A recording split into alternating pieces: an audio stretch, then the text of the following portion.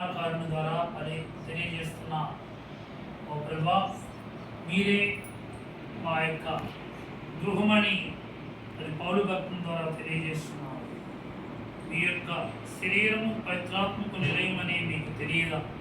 మన ప్రభా, మేము పరిశుభ్రంగా ఉంటూ ఈ యొక్క గృహములో మేము జీవించిన నాళ్ళు మాకు తోడునేడుగా ఉండండి.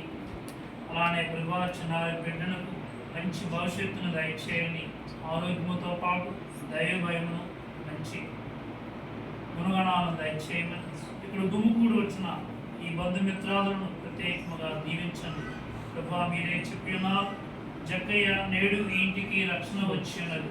ఏదైనా ఇతరును కూడా అబ్రహాము కుమారుడై మనుష్య కుమారుడు తప్పిపోయిన వారి కోసం రక్షించుటకు వచ్చి ఉన్నాడని పలికిన యేసు ప్రభా, మరి జక్కయ్యకి ఏ విధముగానైతే ఆ రక్షణ భాగ్యాన్ని ఇచ్చి ఉన్నారు, అదే రక్షణ భాగ్యము వీరి యొక్క కుటుంబీకులందరికీ కూడా దయచేయండి. ఇంటికి వచ్చి పోవారితో మేమందరము సంతోషంగా ఉండేటట్లు చేయమని, మా కష్ట సుఖాలలో తోడునేటగా ఉండమని, మేము ఇంటి నుండగా మాకు ప్రశాంతతను, మేము బయట ఉండగా మాకు భద్రతను దయచేయండి.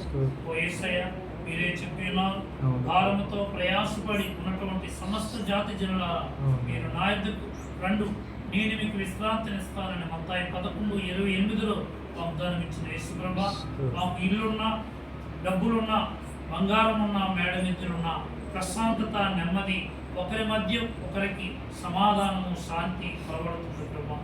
మీకు శాంతిని ఇవ్వడానికి వచ్చి ఉన్నానని ప్రభా, మీరు భయపడకూడదు, నేను మీకు తోడుగా ఉంటానని అవేమించిన యేసు ప్రభా, వీరికి సదాకాలం తోడునేడుగా మరి ఎల్లవేళలా వీరిని దీవించండి.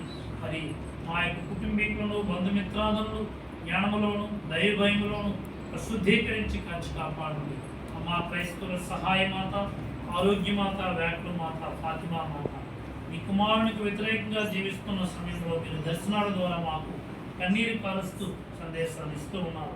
మేమందరము మీ కుమారునికి నిజమైన సాక్షులుగా, నిజమైన అన్నదమ్ములుగా, అక్కచెన్నులుగా జీవించే భాగ్యం దయచేయమని వేడుకోండి. పునీత పౌలు ప్రార్థన ద్వారా, పునీత పేతురు గారి యొక్క నాయకత్వం ద్వారా ఈ శ్రీ సభలటువంటి ప్రతి ఒక్కరిని దీవించడం, ఈ మనవలని ముఖ్యముగా ఈ నూతన గృహాన్ని మరొక మనం దీవించి కాచి కాపాడదు. నజరేయుడైన యేసునామమున అడిగి వేడుకుంటున్నాము తండ్రి. ప్రభువు మీతో ఉందురుగాక. సర్వశక్తి గల సర్వేశ్వరుడు